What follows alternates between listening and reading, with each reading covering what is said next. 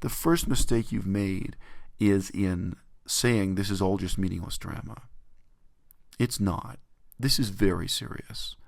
And on some level, I think if you pause to reflect how you would feel if you were in my position, you know this is serious.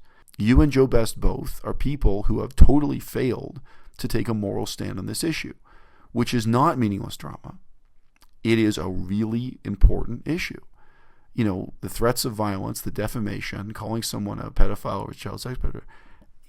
This is not many. I mean, believe me, I understand.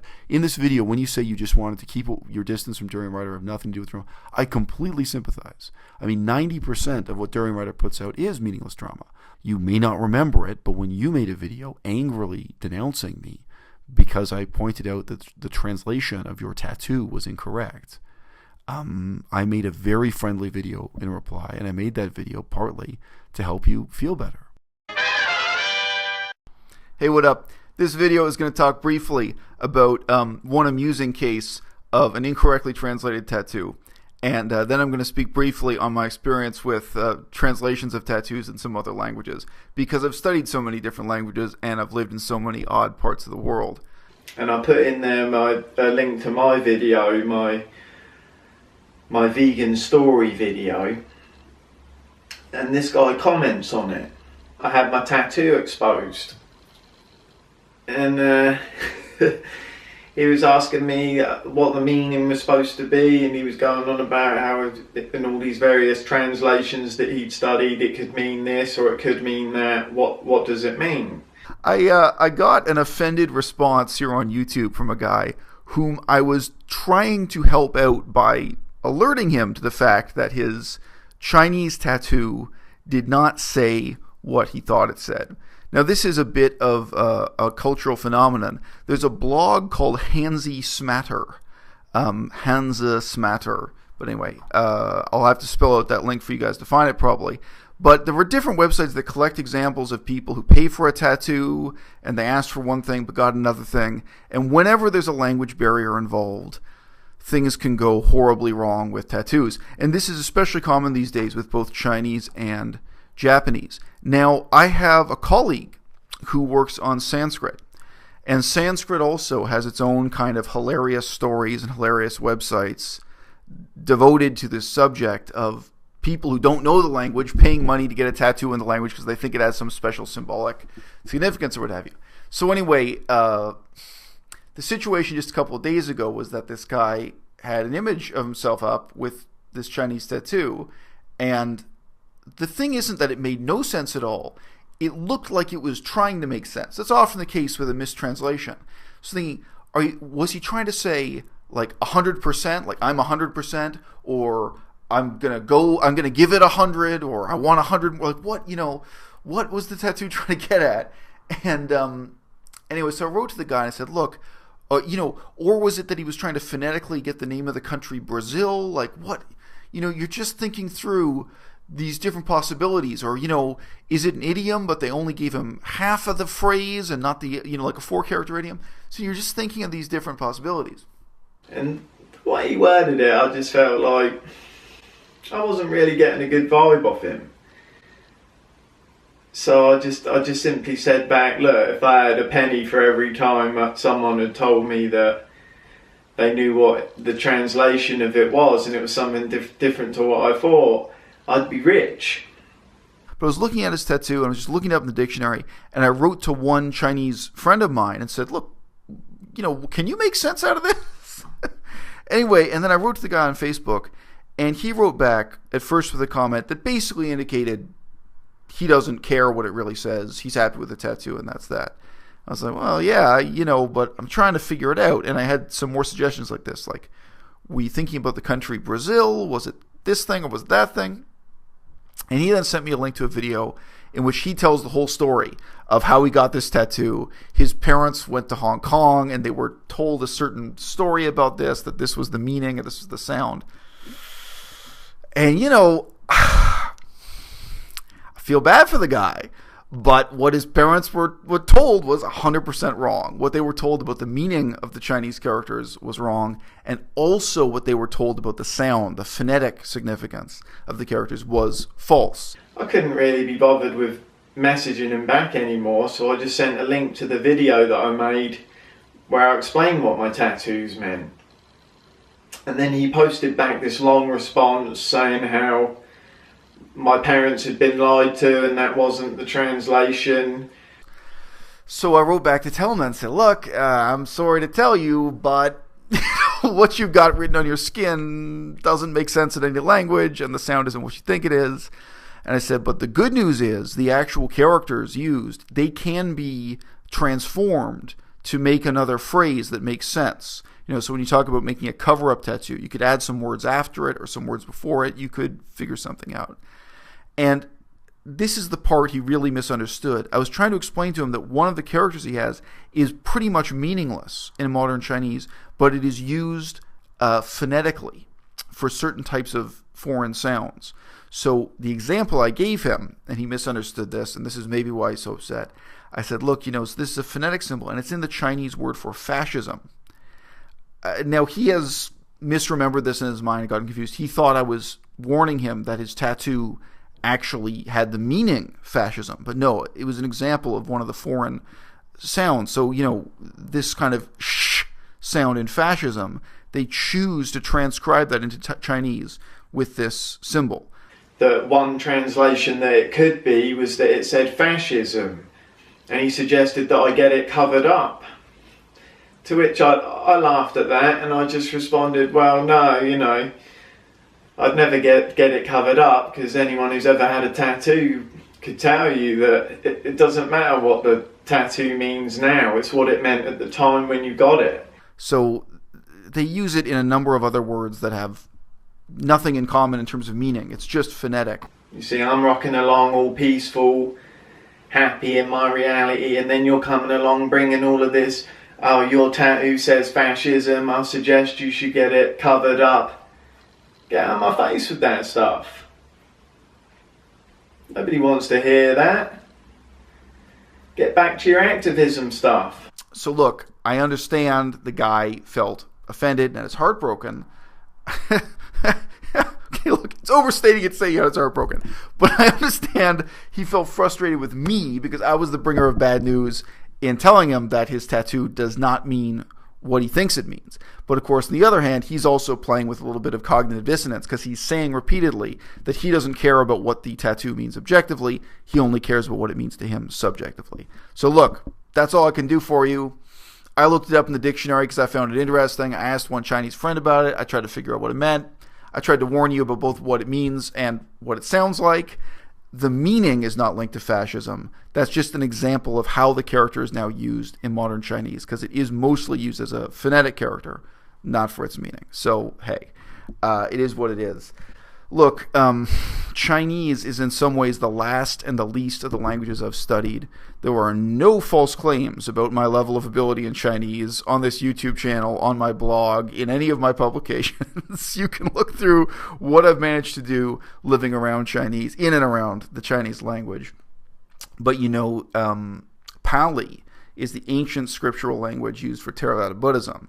And I had a lot of experiences of encountering people who sometimes had tattoos that were incorrect, that were trying to evoke the cultural history of Theravada Buddhism. But then also sometimes you meet people who had tattoos that were completely correct. But you'd wonder, man, what does this mean to you? I bumped into a French guy on the banks of the Mekong River, and he had an elaborate, traditional Cambodian Pali tattoo, a full magical diagram tattoo that went right up to his neck and covered his whole upper chest. So these elaborate little magical squiggles that are broken Pali. They're written in this language I studied. And, I can't say it's incorrect. He went to a tattoo artist who really is part of that tradition. But, this guy, I talked to him for a little bit. He's not a Buddhist. He doesn't believe in this stuff. He doesn't understand what the symbols means. And, you're going to job interviews with this written on your neck. Whoa, that blows my mind. However, in his case, when you get a tattoo in an obscure language, whether that's Cambodian or Pali, or in this case, a combination of Cambodian and Pali, to understand the tattoo, you need to both know written Cambodian and the underlying language Pali. He's not going to bump into a lot of people who know what his tattoo means any better than he does. There are millions and millions of people, by contrast, who can read the Chinese language all over the world. So if you've got a tattoo in Chinese that doesn't make sense, or that means something you don't think it means, it's a problem. And, if you feel that you're happy with your tattoo and you don't want to change it, that's one thing. In terms of how Chinese people will regard you, or anyone with a little bit of an education in Chinese, which includes me, I'm level 1 as a Chinese student, which is half a step up from level 0, let me tell you. But just with the bits and pieces of the language I know from the work I've done, when I see that tattoo, right away I'm thinking, what? So you got to think about that side of it too. Not everything in life is a dream. And you can imagine how you might react if you met someone who had a large prominent tattoo that was written in English, but the English didn't quite make sense, and the more you looked at it, the less sense it made, and you then asked a friend, does that say what I think it says? It is what it is. I feel a negative energy from your videos. I've got a real issue with people that leave me with a sour taste in my mouth. I try to avoid those people like the plague. You not responding to my last comment and deleting all of your comments, that's left a sour taste. I wouldn't want to associate with you. Hi, Brett. This is a video made as a communication between myself and Brett Rawlings. And Brett, I hope this clarifies things between us. I hope this avoids hostility and confusion between us. Brett, I do not, where to begin? It's too bad we didn't meet up or exchange some kind words when we were both in Chiang Mai. You have overinterpreted what happened, and that's okay. I sympathize.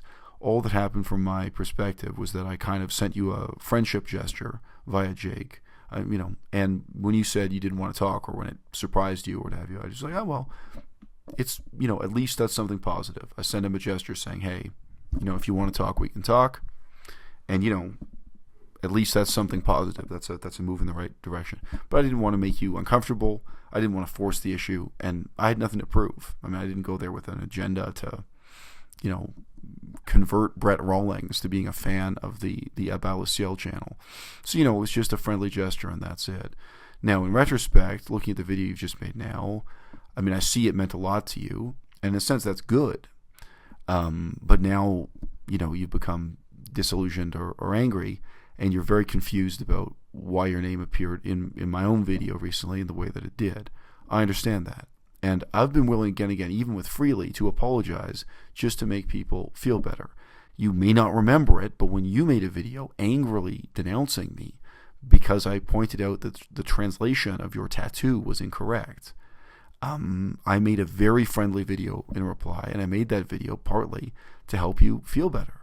And, and everyone who's seen the video I made thought it was friendly and that it was being helpful and what have you. So, being a nice guy is one thing, and you and I seem to have got our wires crossed. I hate that phrase, but getting your wires crossed. There's been miscommunication, hostility between us, largely due to misinterpretation or overinterpretation. Being a nice guy is one thing. Hard questions of right and wrong morally are another, okay? I understand that you got upset about your tattoo. There are lots of things that you get upset about on the internet today. I understand. I'm going to talk about it in just a minute. I understand you got upset that I mentioned your name in that video. However, that is in no way comparable to the controversy that's unfolding with Durian Ryder accusing me of being a sexual predator, with Durian Ryder accusing me now of being a wife beater. Criminal allegations being made against me by Durian Ryder. Him saying, again, you said in the video that you haven't watched any of the stuff, so you don't know. But Durian Ryder saying that I should be arrested, that a group of people should beat me up and drag me to the police station, etc. So all of that, I think you'll agree, it's just fine. But that is in a totally different level, a totally different category from what you're talking about. And I think the first mistake you made in this video you've just put up, Eisel Mazard and Mini Eisel, aka Vegan Cheetah, the first mistake you've made is in saying this is all just meaningless drama. It's not. this is very serious. And on some level, I think if you pause to reflect how you would feel if you were in my position, you know this is serious. You know that, like, when Cheetah is asking you to take a stand, to make a moral statement, to not just kind of support Durian Rider, but to really say, look, there's a line, this is over the line, that this is not meaningless drama. This is not like a fight over whether or not SNL O'Neill wears too much makeup. In the past, Durian Rider said offensive things about SNL O'Neill, but that's not what's going on here. This is something much more serious. Now, again, even if it was not my fault at all, I'd be happy to apologize to you just because your feelings are hurt. And that's the kind of guy I am. Again, the Apology to Freely video, and think back to your own experience with the tattoo. You don't give me a lot of credit for that. But the context for this, you say, I think, somewhat, misleadingly in this video that you used to be a supporter of mine. Now, apparently that's in reference to one comment you made on one video that, of course, I hadn't seen. But Brett, come on, be real, be honest with yourself here, okay? For about a year since you and I had our tattoo discussion, you have been putting in the time and effort to denounce me on the internet again and again alongside Vegan Revolution. You two guys put in so much time and energy doing that most time I see your comments right next to each other. There will be some video posted and you and Vegan Revolution both will be there saying that I'm a terrible human being. And you agree with each other. So you are in the class of people like Vegan Revolution who have displayed an almost obsessive hatred of me on the internet. And I've never seen you evaluating the content of what I had to say or responding to the substance of what I have to say. I have seen you consistently over time hating me as a person. And that's okay. Like, you're allowed to. And I don't even resent it. And that's why I reached out to you through Jake Eames and Chiang Mai. I said, if you want to talk, we can talk. So again, you seem to give me no credit for that, and you seem to not see this controversy in the context of your own actions. I'm making this video just to make you feel better and clarify what the situation is. But I do hope you have the maturity to look at that and understand that. It's just not the case that you were a supporter of mine until I mentioned your name in this video. Now, what did I actually say about you in the video? I put you in the same category as Joe Best, and to me you are. Now, I don't think you're a part of a conspiracy. I don't think Joe Best is part of a conspiracy. I understand how you misunderstood that part of the video. It's an unscripted, spontaneous video, and it's very easy to misinterpret that paragraph specifically. So, my heart goes out to you, and again, I'm not blaming you unreasonably. However, in what sense would I, from my perspective, put you in the same category as Joe Best? You and Joe Best both have made videos denouncing me. You and Joe Best both have made comments all over the internet saying I'm a terrible person. You and Joe Best both live in Chiang Mai. Now, you and Joe Best both are people who have totally failed to take a moral stand on this issue, which is not meaningless drama. It is a really important issue. The threats of violence, the defamation, calling someone a pedophile or a child sex predator. This is not many. I mean, believe me, I understand. In this video, when you say you just wanted to keep your distance from Durian Rider, have nothing to do with drama, I completely sympathize. I mean, 90% of what Durian Rider puts out is meaningless drama. Like, I never made a video about SNL O'Neill, and there's so much crap. Whatever it is, I know. Who is he yelling at now for wearing too much makeup, or who is he yelling at for being fat, or whatever? He's constantly creating meaningless drama. I completely agree with that. However, this incident, you may not have looked into it. This is not meaningless drama. The Vegan Cheetah is actually quite right to say to you that you, as someone living in Chiang Mai, who has been considered a supporter of Durian Rider and someone who hates me, is not baseless. I'm sorry, but there's good reason for everyone to know. The same with you and Vegan Revolution, and same with you and Joe Best. Everyone knows, that you've been publicly hating me all this time. There is good reason for people to, like Cheetah, to turn to you and just say, hey man, this is your chance to take a stand on an issue of right and wrong. Okay? That's very different from the issue of being a nice guy.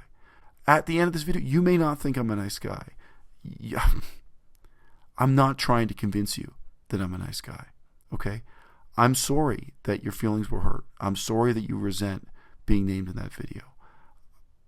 How do you think I feel?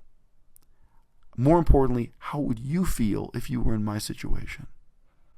How would you feel if it was you that was getting denounced by Touring Rider this way? How would you feel if it was you who was treated the way even Jake Eames has been treated? Jake Eames hasn't been treated. I've been treated much worse than Jake Eames for obvious reasons. Okay?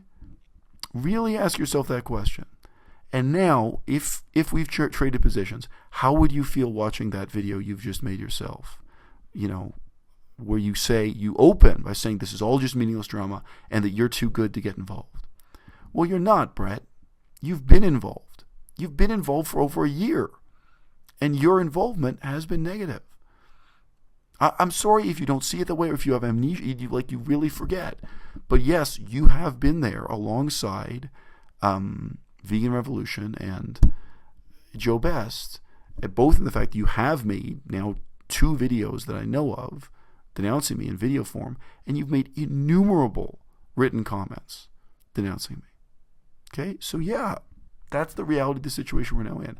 And yeah, it makes sense that people, including Cheetah, but not only Cheetah, would turn to you now and say, hey, look, before it was just fun and games, but now that it's a real issue of right and wrong, where do you stand? And they're looking for you to do the right thing. And so far, you haven't done that. Now, again, I hope you look at the video you've already made and you reconsider what you've done. Because that video, it is, understandably, self-centered. And that's okay. You can talk about your feelings, talk about this stuff. But the issue here is not my saying that you're part of a conspiracy, which you're not. And that is not what I was saying. And I'm sorry. I understand why you misinterpreted that. But that's not what I have to say. It's not what I had to say then. It's not what I have to say now. Okay? But real people do real things, Brett.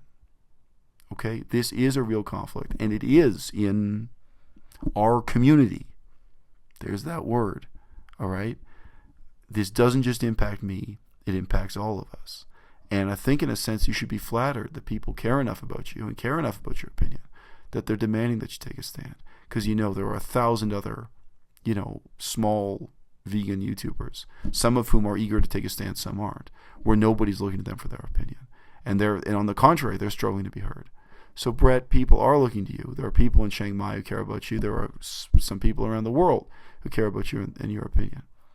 And what they need to hear from you is not Aizal Mazard has a crazy conspiracy theory. It's not that you're so mad that your name was brought into it, because, dude, your name has been in it, and you put your name in it with me, and you know you have. In your own video hating on me and everything else, you put your name into this equation. So did Joe Best. So did Vegan Revolution. You can't pretend that, all right? And they don't need to hear, exactly what you said. So look, I hope you don't take this as a terrible approach. Brett, this is about right and wrong. I wasn't really getting a good vibe off him. I feel a negative energy from your videos. I got a real issue with people that leave me with a sour taste in my mouth.